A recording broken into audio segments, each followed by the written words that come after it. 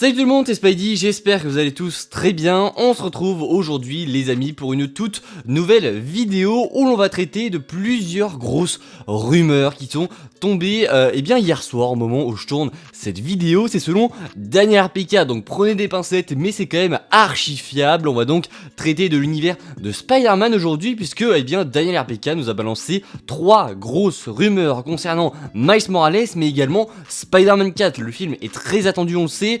Il y a beaucoup de rumeurs autour du projet. On sait qu'il y a plusieurs solutions, plusieurs scénarios qui sont envisagés pour ce projet. Le feuilleton continue aujourd'hui. N'hésitez pas à vous abonner, à liker et à partager. Sans perdre plus d'un instant, on en parle. Donc on se retrouve, comme vous le voyez encore une fois sur mon Twitter, il est en description, n'hésitez pas à aller me suivre là-bas pour parler tout d'abord de Miles Morales qui, vous le savez, a un avenir du côté de chez Sony. Donc là c'est une image du jeu vidéo, mais on sait qu'un film live action est bel et bien en préparation. Et bien selon Daniel RPK, Amy Pascal, qui donc travaille chez Sony Pictures, voudrait que Kevin Feige soit impliqué dans le développement d'un futur film live action autour de Miles Morales. Donc là la news, ce n'est pas qu'un film Miles Morales est en préparation, ça on le sait, ça date d'il y a à peu près un an. On sait qu'un film Miles Morales est en préparation chez Sony du coup, mais Amy Pascal souhaiterait que Kevin Feige soit impliqué dans ce projet. Est-ce que c'est un aveu de faiblesse de la part de Sony pour que Kevin Feige vienne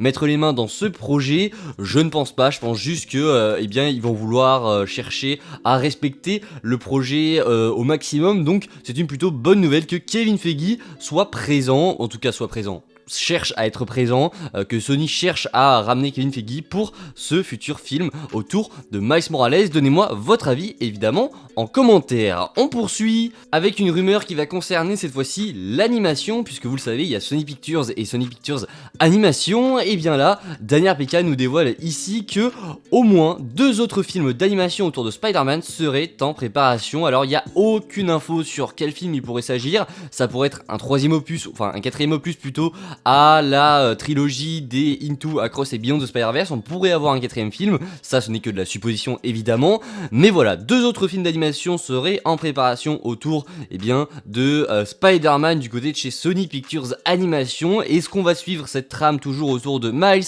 Est-ce qu'on va aller explorer d'autres choses dans d'autres univers? Ça, on saura plus tard je pense, avec soit des rumeurs, soit des informations officielles de la part de Sony, mais j'ai très hâte de voir. Alors Sony Pictures pour le coup, je suis pas du tout hype par leur projet, mais Sony Pictures Animation, on est quand même sur de la qualité au vu de ce qu'ils nous ont servi avec Spider-Man Into et Across Spider-Verse, à voir comment sera Beyond the Spider-Verse, mais pour l'instant, des projets d'animation autour de Spider-Man, je suis extrêmement chaud. Donc voilà, pour ces 2 petites rumeurs autour de Miles Morales, maintenant, on va passer au plat de résistance. Ce que vous attendez tous, évidemment, c'est Spider-Man 4 qui continue son feuilleton aujourd'hui. Ça va devenir une guerre entre Sony et Marvel, je la vois venir à plein nez. Mais du coup, selon Daniel RPK, Sony et Tom Rossman souhaiteraient précipiter le développement de Spider-Man 4 pour une sortie prévue en 2025 avec, tenez-vous bien, un retour, oui, ce n'est pas une illusion, ce n'est pas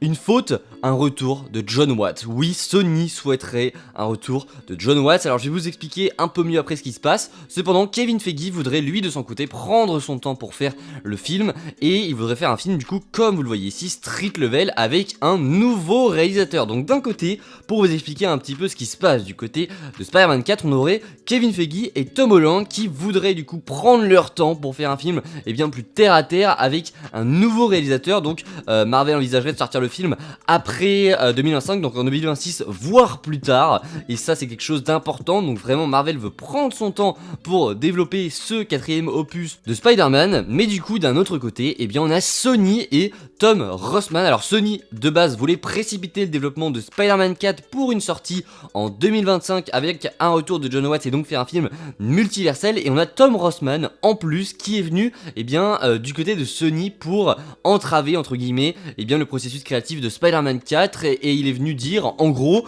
non mais il faut qu'on se dépêche à le sortir, il faut que Jon Watts revienne et il faut qu'on fasse un film sur multiverse. Donc il s'oppose totalement encore une fois à ce que Kevin Feige et Tom Tom Holland veulent faire. C'est assez dingue quand on voit l'opposition totale des deux studios sur la vision de ce Spider-Man 4. On a d'un côté Marvel Studios qui cherche à faire un film qui va plaire aux fans, un film que les fans veulent, un film où on va prendre son temps, un film avec un nouveau réalisateur, ce que les fans demandent, bref, un film qui répond aux attentes des fans. Mais d'un autre côté, on a Sony et Tom Rossman qui souhaitent faire revenir Jon Watts. Jon Watts qui, on le rappelle, est le gros point noir de cette trilogie de Spider-Man. C'est en grande partie à cause de lui qu'on a des films qui sont extrêmement moyens, puisque c'est un yes man, il n'essaye rien du tout dans sa réalisation, le scénario est à chier, enfin bref, Jon Watts c'était le mec à ne pas faire revenir, et visiblement Sony voudrait le faire revenir. Il voudrait précipiter les choses pour une sortie en 2025, je sais pas si vous vous rendez compte, une sortie en 2025, c'est-à-dire dans un an on aurait Spider-Man 4, alors que